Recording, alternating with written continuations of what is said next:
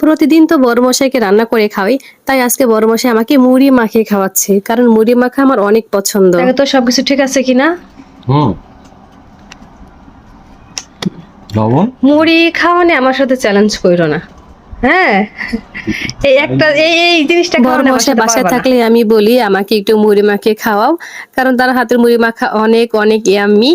আজকে দুপুরে সে বাসায় ছিল, সকালে ভাত রান্না হয়েছে, খাওয়া দাওয়া করে তার বের হওয়ার কথা ছিল কিন্তু সে বের হয়নি। আর আমি দুপুরে বললাম তাকে যে রান্না করি, সে বললো যে না রান্না করতে হবে না, তাহলে কটা মুড়ি মাখাও।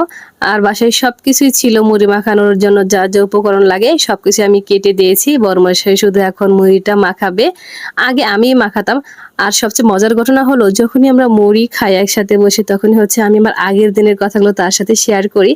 আগে আমি মুড়ি খেতে অনেক পছন্দ করতাম, আমাকে যদি 3 বেলা মুড়ি দেওয়া হতো আমি 3 বেলায় মুড়ি খেতে পারতাম। আর এই জন্য মার কাছে বাবার কাছে যে কত বকা খেয়েছি, কারণ তাদের একটা ধারণা ছিল যে মুড়ি খেলে আমি আর কখনোই মোটা হব না, সারা জীবন ওইরকম শুকনাই থাকবো। মা বাবার কথাটা যদি সত্যি হতো কতই না ভালো হতো, মুড়ি খেলে ওজন কমে। তাহলে আমি আমার বর সারাদিন শুধু মুড়ি খেতাম আর ওজন কমে ফেলতাম, কারণ আমি আমার বর অনেক পছন্দ করি মুড়ি। কিন্তু আমরা আগে প্রায় খেতাম রাতে, এরপর দেখে যে না আমাদের ওজনের কোনো কমতি হয়নি, শুধু বেড়ে যাচ্ছে, এই জন্য খাওয়া বন্ধ করে দিয়েছি। যাই হোক, আমার বরমশের মুড়ি মাখা কমপ্লিট। আর মুড়ি মাখাটা কিন্তু অনেক অনেক ইয়াম্মি হয়েছিল। এত মুড়ি দিছো, আমি পছন্দ করি তাই। আর একটু নাও। না না। এখন হচ্ছে খাবো। আগস্টে ক্ষমতাচ্যুত প্রধানমন্ত্রী শেখ হাসিনা শুনানিতে তার অবস্থান সম্পর্কে জানতে চান বিচারক। রাষ্ট্রপক্ষের প্রধান কৌঁসুলি বলেন, ইন্টারপোল ও বন্দি প্রত্যার্পণ চুক্তির মাধ্যমে শেখ অনেক মজা হয়েছে। হাসিনাকে ভারত থেকে ফিরিয়ে আনার চেষ্টা করছে সরকার।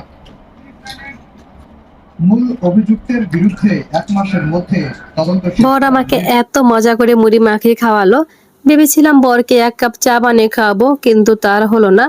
তার ইম্পর্টেন্ট একটা কল এসেছে, এই জন্য সে অফিসে চলে গেছে। সে চলে যাওয়ার পর আমি চলে আসলাম আচার বানানোর জন্য। এই আস্ত জলপাইয়ের আচারটা আমি একটু অল্প করে বানাবো, শুধু আমার বরমশাইয়ের জন্য, কারণ তার এই আচারটা নাকি অনেক খেতে ইচ্ছে করছে। সে আমাকে কদিন ধরে বলতেছে তুমি শুধু এক ধরনের আচারই বানাচ্ছ, আমার জন্য একটু আস্ত জলপাইয়ের আচার বানাচ্ছ না? তো আমি তাকে বলেছিলাম জলপাই আনার জন্য, সে সময় পাইনি। আর এই জলপাইটা হচ্ছে আমার বাসার যে হেল্পিং হ্যান্ড তাকে জানিয়েছি, সে ভালো আনতে পারিনি জলপাইটা। জলপাইটা ভালো হলে আচারটা আর একটু সুন্দর হতো দেখতে, মানে একদমই কড়া জলপাই এনেছিল, যার জন্য দেখতে ভালো লাগছিল না। একটু রোদে দেওয়ার পর দেখি একদম আরো ছোট হয়ে গেছে। যাই হোক, দেখি সময় পেলে বড়মশাইকে আমি বাজারে গিয়ে জলপাই নিয়ে আসবো, ভালো ওইটা দিয়ে আচার বানিয়ে খাওয়াবো। আর আজকে এই ভিডিওটা এখানেই শেষ করবো। সবাই অনেক অনেক ভালো থাকবেন। আমার ভিডিওটা যদি ভালো লেগে থাকে অবশ্যই লাইক, কমেন্ট এবং শেয়ার করবেন।